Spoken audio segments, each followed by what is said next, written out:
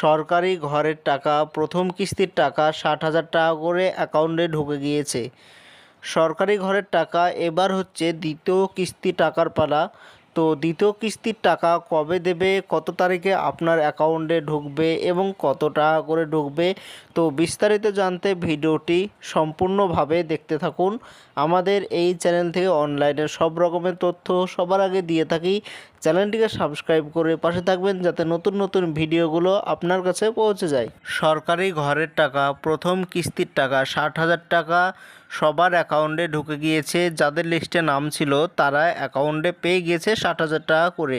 তো এবার হচ্ছে দ্বিতীয় কিস্তির টাকা। দ্বিতীয় কিস্তি কবে ঢুকবে, তো এটা হচ্ছে মে মাস চলছে। তো জুন মাসের ভিতরে দ্বিতীয় কিস্তির টাকা ৬০,০০০ টাকা দেবে এরকম সম্ভাবনা আছে। দ্বিতীয় কিস্তির টাকাও ৬০,০০০ টাকা করে অ্যাকাউন্টে পাওয়া যাবে। তো এবার ভেরিফাই হবে সরকারিভাবে। তো প্রথম কিস্তির টাকা দিয়ে যদি ঘর করে থাকেন এবং সেটা সরকারি অফিসাররা ভেরিফাই করবে যে আপনি ঘর করেছেন কি করেননি, সে ঘর ভেরিফাই করবে, তারা ফটো তুলবে। এইগুলো ভেরিফাই করার পর দ্বিতীয় কিস্তির টাকা ৬০,০০০ টাকা ঢুকবে। প্রথম কিস্তির টাকা যদি ঘর করে না থাকেন তাহলে দ্বিতীয় কিস্তির টাকা আপনার অ্যাকাউন্টে ঢুকবে না। দ্বিতীয় কিস্তি ৬০,০০০ টাকা জুন মাসের ভিতরে আপনার অ্যাকাউন্টে দেওয়া হবে সরকারিভাবে।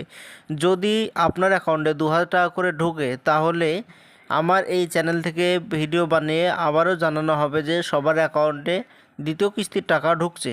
সরকারি ঘরের লিস্টে আপনার নাম আছে কি নেই সেটি দেখার জন্য আপনার মোবাইল কিংবা কম্পিউটার থেকে যে কোনো একটি ব্রাউজার ওপেন করবেন।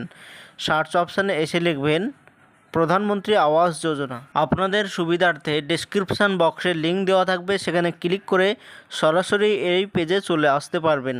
তো এরকম একটি পেজ চলে আসবে। তো উপরে লেখা আছে আওয়াজ সফট লেখা, তো এইটাতে ক্লিক করবেন। ২ নম্বরে লেখা আছে রিপোর্ট, তো এই রিপোর্টে ক্লিক করবেন। এইবার এরকম একটি পেজ আসবে। এইখানে ৩ নম্বরে লেখা আছে beneficiary registered account for gen and verify লেখা, এইটাতে ক্লিক করবেন। এইবার এইখানে স্টেট সিলেক্ট করতে হবে। আপনি যে রাজ্যে বসবাস করেন সে রাজ্য এইখানে সিলেক্ট করবেন। এরপরে আপনি যে জেলার আন্ডারে বসবাস করেন সেই ডিস্ট্রিক্ট জেলা সিলেক্ট করবেন। যেই বিডিও অফিসের আন্ডারে বসবাস করেন সেই বিডিও অফিস সিলেক্ট করবেন। এরপরে যেই পঞ্চায়েতের আন্ডারে বসবাস করেন সেটা সিলেক্ট করবেন। নিচে একটি ক্যাপচার কোড দেখতে পাচ্ছেন, এই ক্যাপচার কোড সঠিকভাবে ফিল আপ করে সাবমিট লেখা আছে এইটাতে ক্লিক করবেন।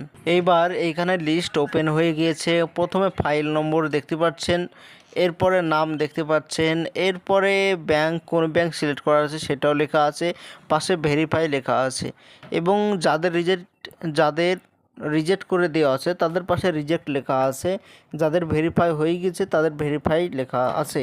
তো এখানে ভালোভাবে দেখবেন আপনার কি লেখা আছে, ভেরিফাই লেখা আছে না রিজেক্ট লেখা আছে সেটা ভালোভাবে দেখবেন।